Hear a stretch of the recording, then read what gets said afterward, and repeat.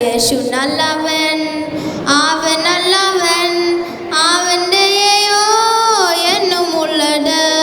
പെരുവെള്ളത്തിൻ നീർച്ചാൽ പോലെ സ്തുതി ചെയ്യുക നാം അവൻ്റെ നാമം.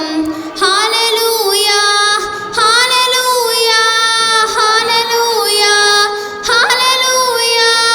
മഹത്വവും ജ്ഞാനവും സ്തോത്രവും ബഹുമാനം ശക്തിയും യേശുവിന്.